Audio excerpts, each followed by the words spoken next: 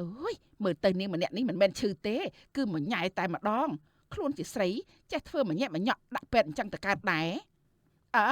មានរឿងអីទៅលោកគ្រូពេទ្យខ្ញុំមិននិយាយដល់ពាក្យថាទួលនីតិនិងវិជ្ជាជីវៈទេតែខ្ញុំនិយាយពីគុណធម៌វិញតើអ្នកគ្រូនៅមានគុណធម៌ក្នុងខ្លួនខ្លះទេសមទេដែលអ្នកគ្រូរើសអើងអ្នកជំងឺនោះខ្ញុំឮគេនិយាយតគ្នាមកច្រើនហើយពីរឿងដែលអ្នកគ្រូសម្ដីអាក្រក់ប្រងើយកន្តើយចំពោះអ្នកជំងឺក្រីក្រទើបតែថ្ងៃនេះទេដែលខ្ញុំបានឃើញផ្ទាល់ភ្នែកអ្នកគ្រូធ្វើបែបហ្នឹងតើអ្នកគ្រូស័ក្តិសមនឹងស្លៀកឯកសណ្ឋានមកកាផ្លេនេះទេនាងចម្ប៉ាគឺស្រីចង្រៃឯងទៀតហើយហ៎ចំប៉ាហ៎ត្រូវឲ្យគឺយើងចឹងម៉េចឯងដាច់ចៃដល់ប្លន់គេទៀតហើយអីបើមិនចង់ជឿខ្លួនឆាប់ឲ្យប្រាក់ទៅគាត់វិញទៅការងារសុចរិតត្រឹមត្រូវមកកគុកមិនធ្វើទេសង្វាត់តែដាក់ដេកមើលមេឃមើលផ្កាយដល់ពេលអត់ប្រាក់ចាយតាំងបែកកំណត់ដល់ប្លន់គេឯងនេះរស់នៅនាំតែធ្ងន់ផែនដីមែនរឿងហង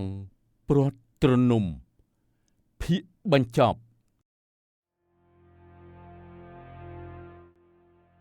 អ្នកគ្រូពេទ្យសូមជួយពុកខ្ញុំផងជួយពុកខ្ញុំផងអ្នកគ្រូពេទ្យ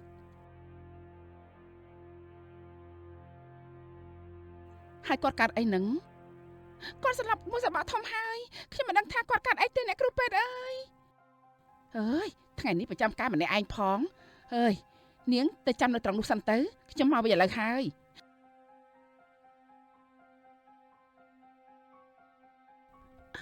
មកដល់ពេទ្យហើយណាពុកកុំកាត់អីសោះណាពុកណាមិនក៏ពេទ្យទៅយូរយ៉ាងនេះអ្នកជំងឺកំពុងតែត្រូវការជំនួយផងហេតុអីក៏ទុកអ្នកជំងឺចោលបែបនេះអ្នកគ្រូពេទ្យមកហើយ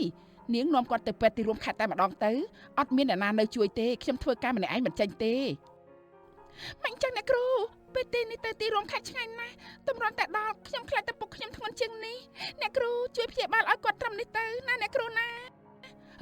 នាងនេះនិយាយស្ដាប់គ្នាមិនចេះស្ដាប់គ្នាមែនខ្ញុំប្រាប់ហើយថាលោកគ្រូពេទ្យមកនៅនាងចង់ឲ្យខ្ញុំធ្វើយ៉ាងម៉េចបើនាងមិនព្រមយកគាត់ទៅពេទ្យខេត្តទេណានាងទុកគាត់នៅទៀតទៅអញ្ចឹង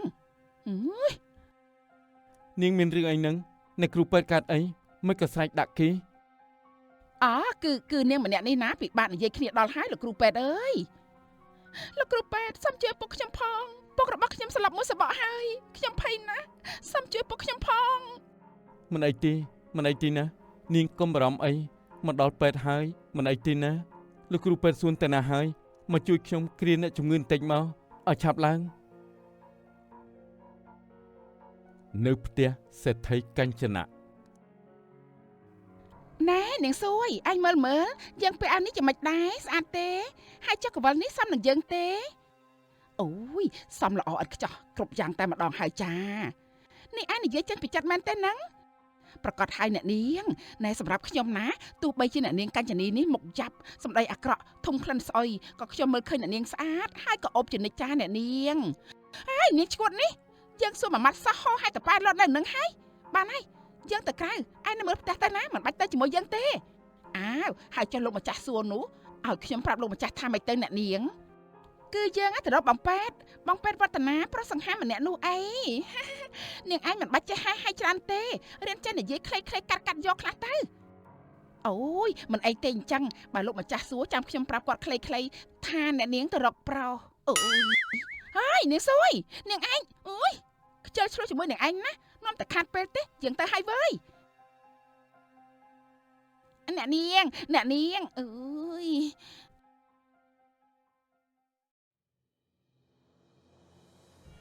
ខ្ញុំអរគុណលោកគ្រូពេទ្យម្ដងទៀត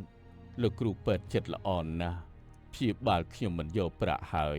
នៅចំណាយប្រាក់ផ្ទាល់ខ្លួនទិញថ្នាំឲ្យខ្ញុំទៀតខ្ញុំអរគុណលោកគ្រូពេទ្យខ្លាំងណាស់មិនអីទេពូមិនបាច់រំលឹកគុណស្រ័យអីទេ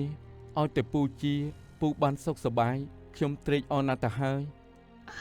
លោកគ្រូពេទ្យចិត្តធំមែនតើ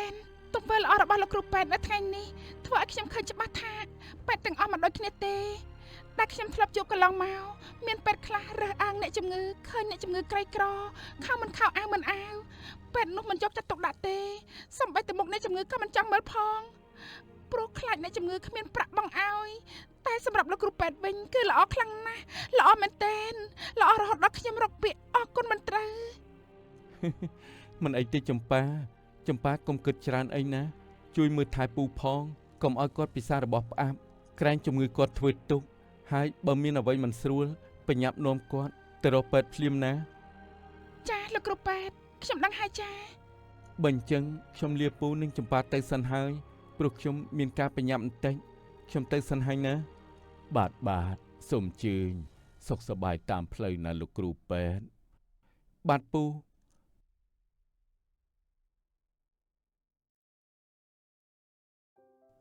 នៅមន្ទីរពេទ្យ លោកគ្រូប៉ែតខ្ញុំឈឺខ្ញុំមិនស្រួលខ្លួនប្រហែលថ្ងៃហើយខ្ញុំចេះតែអស់កម្លាំងដេកក៏មិនសូវលក់លោកគ្រូប៉ែតជួយពិនិត្យឲ្យខ្ញុំបន្តិចបានទេ អូមិនអីទេចាំតិចសិនណា ចាលោកគ្រូប៉ែតចា ខ្ញុំពិនិត្យរួចហើយសម្ពាធឈាមធម្មតាចង្វាក់បេះដូងក៏ធម្មតាប្រក្រតីទាំងអស់អត់មានអ្វីខុសធម្មតាទេណានាង ប៉ុន្តែខ្ញុំគេមិនលក់ទេណាលោកគ្រូប៉ែតអើយខ្ញុំគេមិនលក់សឹងតែរាល់ជប់ អូនេះអាចមកពីអ្នកនាងទទួលទានអាហារខុសវាក៏អាចប៉ះពាល់ដល់ដំណេកដែរហើយជួនកាលមកពីអ្នកនាងពិបាកចិត្តគិតច្រើនក៏ធ្វើឲ្យអ្នកនាងគេងមិនលក់ដូចគ្នា ត្រូវហើយខ្ញុំគិតច្រើនពិតមែនហើយដែលគិតរាល់ជប់គឺខ្ញុំគិតពីលោកគ្រូប៉ែតគឺខ្ញុំមកនឹកលោកគ្រូប៉ែតអើយសែននឹកនឹងណា អ្នកនាង ខ្ញុំនិយាយលេងតើមិនក៏លោកគ្រូប៉ែតធ្វើមុខភ្ញាក់ផ្អើលដល់ថ្នាក់នេះ បាទខ្ញុំភ្ញាក់ផ្អើលពិតមែនហើយអញ្ចឹងចាំខ្ញុំឲ្យថ្នាំបើជំនួយកម្លាំងជួយឲ្យអ្នកនាងគេងលក់ស្រួលអ្នកនាងដើរទៅបើកថ្នាំនៅខាងក្រៅបន្តិចទៅណា ចាអរគុណហើយលោកគ្រូប៉ែតស្អាតបាទលេបថ្នាំឲ្យមិនធូរខ្ញុំនឹងមកម្ដងទៀតហើយណា បាទ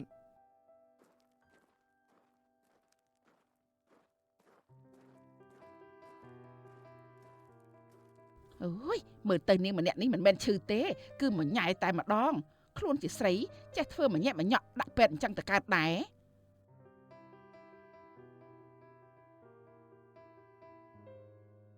អ្នកគ្រូពេទ្យរចនាអ្នកគ្រូមានរឿងត្រូវដោះស្រាយជាមួយខ្ញុំ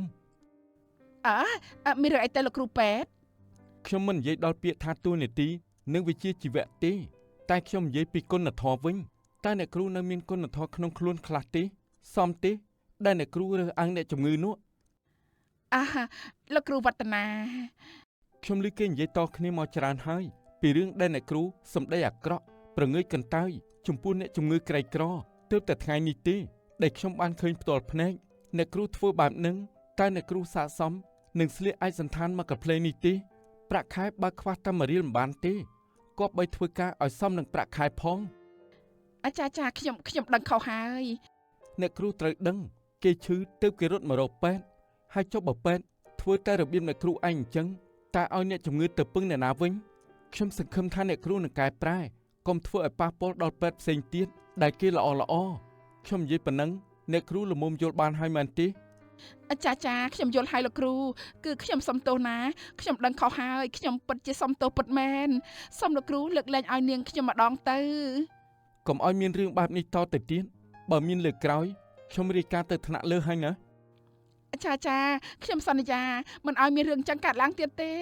ខ្ញុំសន្យាណាលោកគ្រូ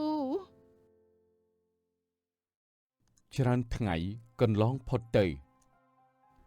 មកដល់នួនស្រីហើយតើហើយចុះផ្ទះរបស់វឌ្ឍនានៅត្រង់ណាអញ្ចេះអូខ្ញុំរកទៅសួរនៅខាងនោះបន្តិចសិនក្មួយប្រុសមីងសុំសួរបន្តិចណា សួស្ដីហើយលោកស្រីមានការអីជាមួយខ្ញុំឬមួយក៏ចង់ឲ្យប្រាក់ខ្ញុំចាយបើអញ្ចឹងឆាប់ឲ្យមកណែក្មួយមិនក៏និយាយអញ្ចឹងមីងចង់សួរថាក្មួយមានស្គាល់ផ្ទះលោកគ្រូពេទ្យវឌ្ឍនាទេ វឌ្ឍនាណាខ្ញុំមិនស្គាល់ទេ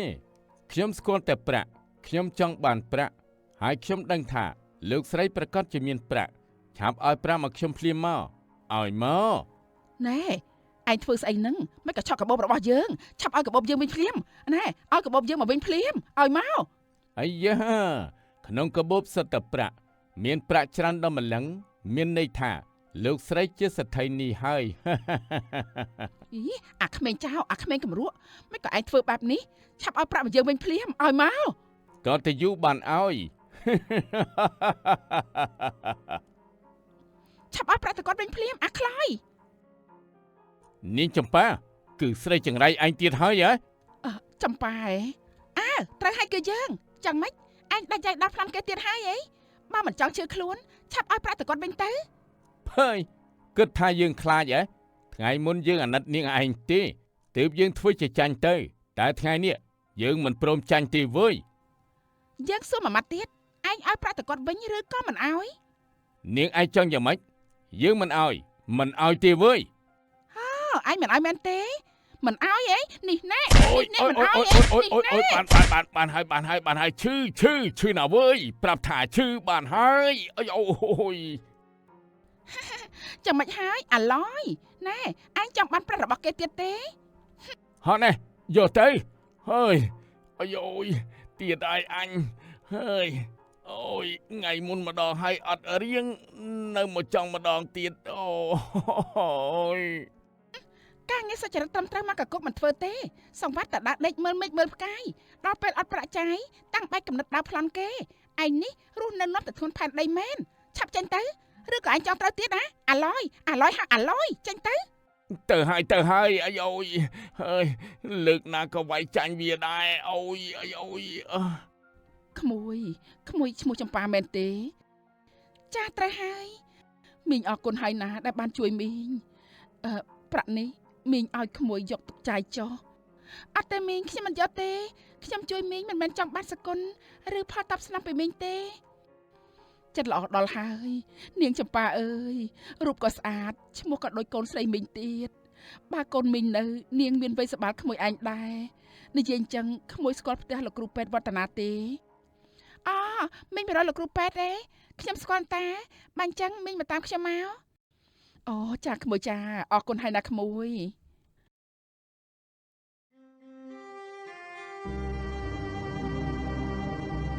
រត់ណានេះរត់មកនេះទៅណាហើយមិនក៏ផ្ទះស្ងាត់ជ្រាបអញ្ចឹងហ៎អូថ្ងៃនេះរត់មកនេះឆ្លងទូកដោទៅលេងវឌ្ឍនានៅនួនស្រីឯណោះប្រហែលជា 4-5 ថ្ងៃទៀតទើបនាងត្រឡប់មកវិញពុកមានការអីហ៎គ្មានការអីទេគ្រាន់តែពុកចម្លែកចិត្តធ្លាប់តែនៅជុំគ្នាមនុស្សច្រើនពេញផ្ទះហើយតាំងពីវឌ្ឍនាទៅធ្វើការនៅស្រុកនោះផ្ទះនឹងក៏ចាប់ផ្ដើមស្ងាត់ហើយកូនចៅតិចគឺអញ្ចឹងហើយនេះបើចម្ប៉ាចៅពុកនៅណាប្រហែលជាមិនស្ងាត់អញ្ចឹងទេពុកនេះពុកនឹកដល់នាងតូចចម្ប៉ាហ៎កាលនោះពុកមិនគួរណាមីនះមិនគួរណាប្រកាន់ច្រើនហើយភ្ញាក់ខ្លួនពេលនេះវាយឺតពេលអត់ទៅហើយកូនអើយមិនទាន់ហួសពេលទេពុកកុំប្របាចិត្តអីបើមាននិស្ស័យគង់តែបានជួបគ្នាទេពុកជឿខ្ញុំចុះមិនអីទេឯងមានការអីត្រូវធ្វើក៏ប្រញាប់តែធ្វើចុះបាទពុកព្រឹកនេះខ្ញុំមានប្រជុំនៅសាលាស្រុកខ្ញុំទៅសិនហើយណាពុកទៅចុះកូនម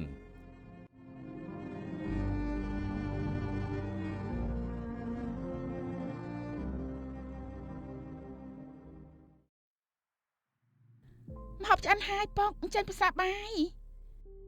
អូហើយថ្ងៃនេះកូនបានមកហូបអីនឹងកូន ចាស់ពុកមានសម្លម្ជូរគ្រឿងសាច់គោនិងឆាខ្ញីសាច់មាន់ណាពុក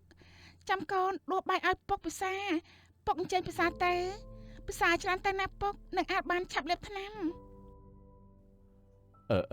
ល្អឆ្ងាញ់ណាស់ចម្ប៉ាអើយម្ហូបថ្វីដៃចម្ប៉ាមកមុខណាក៏ឆ្ងាញ់ដែរកូនរសជាតិមិនប្រែប្រួលសោះកូនឯងនេះប្រកែធ្វើម្ហូបដូចម្ដាយកូនអញ្ចឹងណាពុកនេះពុកនឹងម៉ែទៀតហើយឯង មានរឿងខ្លះពុកមិនចង់រំលឹកទេចង់តែបំភ្លេចតែបំភ្លេចវាមិនបានបើបំភ្លេចមិនបានពុកមិនចាំបាច់ខំប្រឹងបំភ្លេចទេពេលនេះប្រហែលជាម៉ែកំពុងតែសប្បាយរីករាយជាមួយកូនចៅរបស់គាត់ហើយហើយម៉ែអើយម៉ែ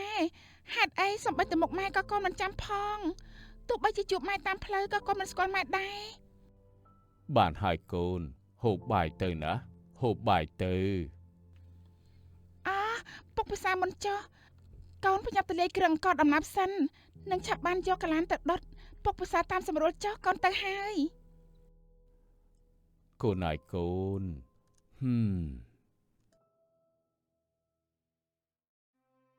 នៅផ្ទះលោកគ្រូប៉ែនម៉ែមកចាំកូនយូរហើយមែនទេអ្មិនក៏មិនទៅរកកូននៅមន្ទីរពេទ្យមិនអីទេម៉ែមិនចង់រំខានដល់ការងារកូនទេអូត្រូវហើយផ្ទះនេះធំទូលាយស្អាតណាស់ហើយនេះកូនទិញអស់ប្រមាណដែរបានម៉ែជាង5ដំឡឹងកូនទិញពីលោកគ្រូពេទ្យធំថ្នាក់លើរបស់កូនគាត់យោគយល់គាត់ក៏លក់ឲ្យកូនរៀងធូរថ្លៃបន្តិចល្អហើយកូនតែភូមិនេះមើលទៅដូចជាមានក្មេងទំនើងច្រើនណាស់ម៉ែមកមិនទាន់បានទាំងស្អីផងមានចោលមកឆក់កាបូបម៉ែភ័យឡើងញ័រដៃញ័រជើងអស់ហើយកូនអើយម៉ែថាម៉េចនឹងនេះម៉ែមានកាត់អីទេអូយម៉ែមិនអីទេកុំតបាននាងចម្ប៉ាជួយកុំអីពិបាកនិយាយដែរនឹងណាកូនចម្ប៉ាលក់កលាននោះមែនទេម៉ែត្រូវហើយនេះកូនស្គាល់នាងដែរសង្ស័យតែវាលក់កលានលែងដាច់ហើយមើលទៅបានជាបន្ថែមអាជីពតាក់ប្រុសមួយមុខទៀតអូយចេះតែថាឲ្យអ្នកនាងកលាននោះណាគឺលក់ដាច់សឹងអីក៏ដៀនទៅដល់ផ្សារមិនបាន1ម៉ោងផងគេទិញអស់អាលីងលក់ដាច់សម្បើមណាស់ណែយើងមិនបានសួរអញទេណានាងសួយនាងក៏មិនចេះហែហៃនាងចម្ប៉ានាងស្អីក្ររហាមមិនចេះមើលប្រានហ៊ានប្រជែងជាមួយយើងផងនាងឯងចាំមើលណាអ្នកនាងហើយនេះអ្នកនាងប្រុងធ្វើស្អីនាងចម្ប៉ាឯងមិនចង់ដឹងស្អីនេះណាអូយអាយយអាមិនបានជាអ្នកនាងមកផ្ទះកំភ្លៀងខ្ញុំអើយក្រែងឯងចង់ដឹងអីហាគឺយើងផ្ទះកំភ្លៀងអ្នកឯងគឺដូចផ្ទះចម្ប៉ាអញ្ចឹងអ្នកណាធ្វើឲ្យយើងឈឺវាត្រូវតែឈឺលើសយើងរាប់រយដងមនុស្សអាក្រក់ប្រកែកឈ្នានេះគេមិនចង់រស់សុខទេនាងសួយនាងឯងឈ្គត់ទេឲ្យថាអ្នកណាអូយគឺខ្ញុំថាឲ្យមនុស្សអាក្រក់ទាំងឡាយទាំងពួងនឹងណាអ្នកនាងជាមនុស្សល្អអ្នកនាងអស់ចាហក់លត់ផ្លោះមិនបាច់មកក្តៅកាហាយធ្វើអីទេអូយ3ថ្ងៃកន្លងផុតទៅចម្ប៉ាអើយឯងនៅត្រង់ណានឹងកូនចម្ប៉ាអើយចម្ប៉ាអេថ្ងៃនេះអត់ទៅលក់កលានទេហើយនេះចម្ប៉ាគេទៅខាងណាខាងណីចេះចម្ប៉ាអើយចម្ប៉ាកូនពុទ្ធីមានរឿងអីនឹងពូអ្មិនក៏ពូដូចជាភ័យស្លន់ស្លោម្លេះលោកគ្រូប៉ែតអើយគឺចម្ប៉ាកូនខ្ញុំមិនដឹងថាបាត់ទៅណាទេបាត់គេជិត3ម៉ោងទៅហើយខ្ញុំបារម្ភខ្លាំងណាស់លោកគ្រូប៉ែតអើយចម្ប៉ាទៅផ្សារទេដឹងពូអត់ទេថ្ងៃនេះនាងអត់ទៅលក់ទេចម្ប៉ាអើយចម្ប៉ាឯងបាត់ទៅណាកូនពូកំភៃអីចាំខ្ញុំជួយតាមរកចម្ប៉ាឲ្យពូធ្វើចិត្តអតិចសិនទៅណាខ្ញុំបញ្ញាប់ទៅឥឡូវនេះភ្លាមបាទអរគុណហើយលោកគ្រូប៉ែតអរគុណណាស់លេងយើងឥឡូវនេះភ្លាមណាអាឡយលេងយើងភ្លាមអាឈួតលេងយើងចាប់យើងធ្វើអីហ៎អាឡយលេងយើងអាខ្លោយលេងយើងទៅអើយយើងក៏មិនចង់ដែរកុំតែគេជួលទេនាងអើយកុំអីយើងក៏មិនធ្វើដែរស្មានថាចាប់នាងឯងមកនេះវាស្រួលណាស់ទៅអីហ៎តោះតែគ្នា2 3នាក់ទើបចាប់ជាប់ប្រាប់យើងភ្លាមអ្នកណាជួលឯងអ្នកណាគេប្រាប់មកគឺយើងចាំម៉េចនាងឯងចង់ចាំម៉េចជាមួយយើងហ៎នាងកាច់ជនីខ្ញុំមិនដែលមានរឿងជាមួយនាងទេនាងប្រាក់អាខ្លាចមកចាប់យើងធ្វើអីឆាប់លេងយើងភ្លាមមុខនាងឯងសំតែជួបបែបនេះហើយខ្លួនក្ររហាមមិនចេះប្រមាណខ្លួនចង់បានប្តីអ្នកមានហ៊ានតាក់បងពេតរបស់យើងផងនាងឯងនេះប្រហើនខ្លាំងណាស់ខ្ញុំមិនប្រហើនដល់នាងទេនាងអាងអីហ៊ានប្រាប់មនុស្សមកចាប់ខ្ញុំនាងដឹងទេថាមានទោសយ៉ាងម៉េចចម្លែករឿងលោកគ្រូពេទ្យវឌ្ឍនានាងយកច្រឡំហើយខ្ញុំនឹងគាត់អត់មានអីនៅគ្នាទេហាអើយយើងមិនជឿទេវើយនាងឯងណាក៏មកកុហកយើងជឿមិនជឿជារឿងរបស់នាងតែពេលនេះឆាប់ស្រាយចំណងយើងទៅលេងយើងដោះលែងយើងទៅលេងឥឡូវនេះខ្ញុំនឹងចាត់ទុកថាគ្មានរឿងអីកើតឡើងទៅចុះអាហោឯងនេះណាឯងចង់គំរាមយើងផងអីនាងឯងស្លាប់ទៅអាយយអូយឈប់ភ្លាមខ្ញុំប្រាប់ថាឲ្យឈប់កាញ់ជនីនាងចង់ធ្វើអីឆាប់ដាក់ដៃចូលភ្លាមលោកគ្រូប៉ែតបងប៉ែតខ្ញុំមិនដឹងអីទេគឺអាខ្លោយនេះណាវាចាប់នាងនេះមកខ្ញុំមិនពាក់ព័ន្ធទេខ្ញុំសុំទៅវិញហើយណែនាងកាញ់ជនីតែនាងឯងជាអ្នកជួលខ្ញុំណា មិនទាន់ឲ្យប្រាក់ខ្ញុំផងទេនាងឯងប្រញាប់ទៅណា អើយអាចចង្រៃយើងជួលអញពីអង្កាលអញក៏មកចាប់ប្រកាន់យើងណាយើងមិនដឹងទេវើយនាងកុំប្រកែកគឺនាងជាអ្នកជួលអាឡយនឹងឲ្យមកចាប់យើងហើយនាងក៏វាយធ្វើបាបយើងនាងឯងជាជនល្មើសនាងចម្ប៉ាស្រីចង្រៃនាងឯងចង់ត្រូវទៀតអីហ៎បានហើយឈប់ទៅឈប់ឥឡូវនេះភ្លាមនាងគិតថាខ្ញុំភ្លើមើលមិនដឹងហ៎មិននឹកស្មានថាកូនស្រីអ្នកថ្លៃថ្នូរដូចជានាងនេះហ៊ានធ្វើរឿងអាក្រក់ដល់ម្លឹងសោះអើយបងប៉ែតកុំខឹងអីណាបងប៉ែតណាកុំស្អប់ខ្ញុំអីដែលខ្ញុំធ្វើទៅក៏ព្រោះតែខ្ញុំស្រឡាញ់បងព្រោះខ្ញុំមិនចង់ឲ្យបងទៅស្រឡាញ់នាងនេះមិនមែនជាក្តីស្រឡាញ់ទេគេហៅថាអាត្មានិយមព្រោះតែចង់ឲ្យខ្ញុំស្រឡាញ់នាងហ៊ានធ្វើដល់ថ្នាក់នេះនាងគិតថាខ្ញុំស្រឡាញ់ស្រីអាក្រក់ដូចជានាងមែនទេកងអង្គរៈអញ្ជើញចូលមកអើយអត់ទេណាអត់ទេបងប៉ែតជួយខ្ញុំផងបងប៉ែតនាងកញ្ចនីនិងបពុក៏ត្រូវបានកងអង្គរៈសាលាស្រុកចាប់ខ្លួនបញ្ជូនទៅដាក់ទោសតាមច្បាប់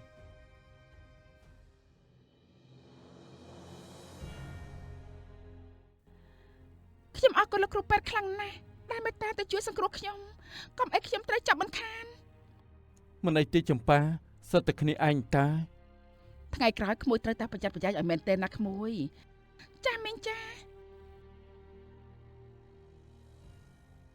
ចម្ប៉ាយ៉ាងម៉េចហើយចម្ប៉ាឯងមិនអីទេអាកូនខ្ញុំមិនកាត់អីទេពុកសំពុកក៏មករំពីខ្ញុំអីបងធីគឺបងធីពុតមែនបងធីរត់មនីអូននេះចម្ប៉ាកូនស្រីយើងមែនទេនាងគឺចម្ប៉ាកូនរបស់យើងមែនទេបងត្រូវហើយនេះហើយចម្ប៉ាកូនរបស់យើងឆ្នាំនេះគេអាយុ23ហើយចម្ប៉ាគាត់នេះហើយគឺជាលោកស្រីរតមនីម្ដាយរបស់កូនបងចម្ប៉ាកូនម្ដាយអើយកូនដឹងទេថាម៉ែនឹកកូនខ្លាំងយ៉ាងណាម៉ែខ្ញុំក៏នឹកម៉ែណាស់ដែរមិននឹកស្មានសោះថាកូនបានជួបម៉ែកូនបែរជាអត់ស្គាល់ម៉ែរឿងនេះតើវាយ៉ាងម៉េចវិញកូនស្រឡាំងកាំងអស់ហើយវឌ្ឍនាកូននៅចាំរឿងដែលម៉ែធ្លាប់និយាយប្រាប់កូនទេម្នាក់នេះហើយជាចម្ប៉ាបងស្រីរបស់កូននាងជាបងស្រីរបស់កូនណាកូនចម្ប៉ាជាបងស្រីខ្ញុំមិនគួរជឿសោះបងចម្ប៉ាឲ្យបងសុំទោសណារតមនីដែលកាលនោះបងឆេវឆាវបងមិនគួរណាល្ងងខ្លៅយកកូនរត់ចោលអូនសោះបងពិតជាសុំទោសអូនពិតមែនរឿងកន្លងហួសហើយឲ្យវាហួសទៅចុះចម្ប៉ាចាប់ពីពេលនេះទៅម៉ែមិនឲ្យកូនទៅណាចោលម៉ែទៀតទេណាកូនហើយចុះឪពុកអូននិងគ្រួសារថ្មីរបស់អូននោះអូនគិតយ៉ាងម៉េចបងកុំបារម្ភអីបងរតនៈស្វាមីក្រោយរបស់ខ្ញុំគាត់ជាមនុស្សល្អណាស់ចំណែកពុកគាត់កែប្រែច្រើនហើយគាត់មិនក្តៅក្រហាយនឹងទៅតឹងទៅតែងដោយកាលពីមុនទៀតទេចម្ប៉ាទៅនៅជាមួយម៉ែណាកូនម៉ែនឹងប៉ះពៅសងកូនគ្រប់យ៉ាងទាំងអស់ណាកូនអត់ទេកូនមិនអាចរស់នៅជាមួយម៉ែបានទេកូនត្រូវមើលថែពុកមានជំងឺប្រចាំកាយកូនមិនអាចទៅចោលពុកបានទេកូនសុំទោសណាម៉ែណាកូនស្រីម្ដាយកូនកតញ្ញូណាស់មិនអីទេកូនសម្រេចចិត្តយ៉ាងម៉េចក៏ស្រេចតែកូនទៅចុះគ្រាន់តែម៉ែរកកូនឃើញម៉ែសប្បាយចិត្តណាស់ទៅហើយកូនតទៅនេះកូនមានបងស្រីម្នាក់ហើយកូនលែងអាចការទៀតហើយមិនអីទេម៉ែចាំកូនជួយមើលថែបងចម្ប៉ាជំនួសម៉ែចុះណាម៉ែណាចាកូនម៉ែត្រេកអរណាស់